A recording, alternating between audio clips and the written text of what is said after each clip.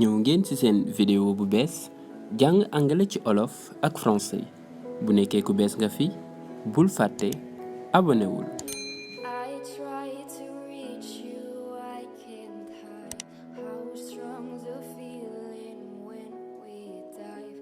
comme ni mu koy waxee rek ni jàngalewuma damay partager alors tey li may partager rek mooy ay expression yoo xam ne dalay jàppale pour sa jàng anglais gën a gaaw.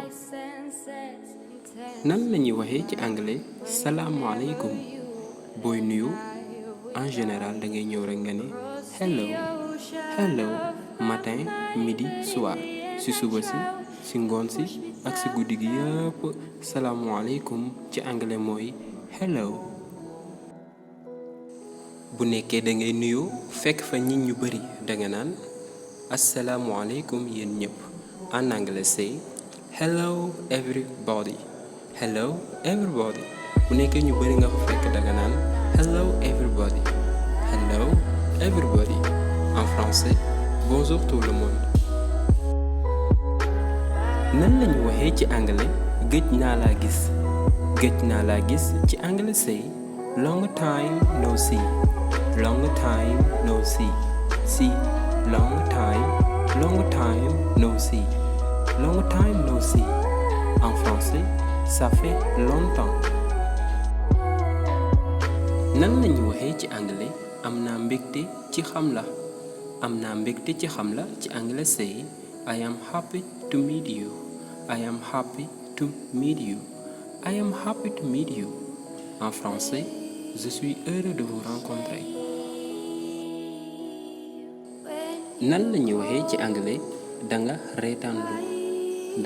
reetaanlu ci anglais say you are funny. you are funny. you are funny en français vous êtes drôle. nan lañu waxee ci anglais danga baax lool ci anglais say you are awesome. you are awesome. you are awesome en français tu es incroyable. nan lañu waxee ci anglais danga rafet bu nekkee jigéen la danga rafet ci anglais say you are beautiful. you are beautiful bu nekkee jigéen la woman mooy jigéen en français tu es belle. danga rafet bu nekkee góor la a man mooy góor bu nekkee danga bëgg wax ku góor ki dafa rafet danga naan you are handsome.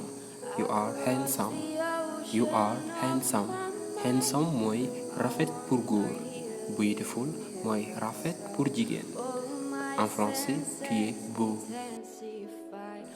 nan lañuy waxee ci anglais ndax bëgg nga ma ci anglais say do you love me. ci anglais mooy ndax bëgg nga ma en français tu m'aimes. nan lañuy waxee ci anglais bëgg naa la lool ci anglais say I love you so much. I love you so much.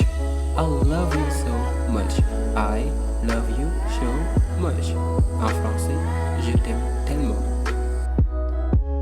alors balaa vidéo bi di jeex bëgg naa leen partager benn vidéo boo xam ne dama ko seetaan mais dama motivé ba am na yu bari léegi dama ko bàyyi déglu leen bu baax vidéo baa ngi nii. sama notion wu temps. nan ngay organiser ce temps. comme li may wax. tu veux réussir nga bëgg a nekk ci ay heures tardif nekk ci réseaux sociaux dans un but non enrichissant. c'est-à-dire tu peux utiliser l'internet wala def ay affaires yoo xamante ne tey jii da lay yokk. mais si tu veux gaspiller ton temps comme li ñuy wax jalonner. ce terme-là que je déteste dem ruube seetaan ñun ñëpp dañuy utiliser page Facebook yeeg Instagram yi. on regarde des fichiers on regarde des gens vraiment qui nous font plaisir.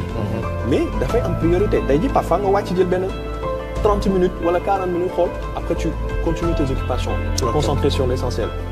La vraie vie ne se passe pas sur le virtuel. C'est le monde virtuel. waaw parce que man dans la vraie vie nii.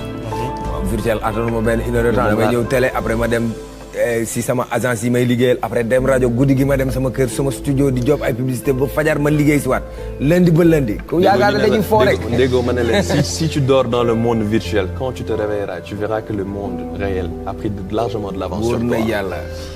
mais ñu ngi lay ñaan donc nga def ce mot de la fin waxaale tamit ban message ngay lancé aux jeunes entrepreneurs. Alors déjà avant mot de la fin mooy message bi may lancé aux jeunes entrepreneurs il faut connaître la notion de zero from hero. Partir de zéro en héros. C'est pas obligé à chaque fois début bi nga am lépp loo bëgg. Parfois mën nga réussir dans 30 ans. Il y a des gens qui ont réussi toog di teg seen pion ba 30 ans. Mais il faudrait savoir aussi que rien n'est impossible à l'être humain. En dessous de la limite que Dieu a limitée parce que yàlla dafa am limite bu ñu defal boo xam ne doomu aadama mënu ko dépasser. foofu domaine suñu borom. Mais en dessous de cette limite rien n'est impossible à l'être humain. loo xamante ne c'était impossible auparavant sont devenus possibles maintenant. Ce qui veut dire avant chaque numéro 1 il y avait un numéro 0. Même parmi les créations de Dieu c'est le 0 et le 1. Le 0 qui représentait le néant, le 1 l'unicité ou la création. Donc avant chaque numéro 1 il y avait un numéro 0. Si on remplace 0 par l'impossible et qu'on en remplace 1 par possible, l'impossible précède le possible. Mais il faut un temps donné pour que les choses qui étaient impossibles deviennent possibles, c'est-à-dire le processus te nit yi processus boobu la ñu ragal. ci processus boobu ngay gisee échec ngay amee peur critique peur d'avancer peur d'autre et lu may wax rek sans la peur le courage n'aurait peut-être pas existé. Et sans courage on ne peut pas avoir confiance en soi. Et la chose pour le mot de la fin il faudrait que ku si nekk fii nga xam ne nga def sa bopp ne tey jii su fekkoon ne da nga nekk si sa lalu dee par exemple. Les fantômes des idées ces idées yi nga amoon les rêves les potentiels les talents yoo xamante ne la vie t'a donné ça àdduna moo la ko jox.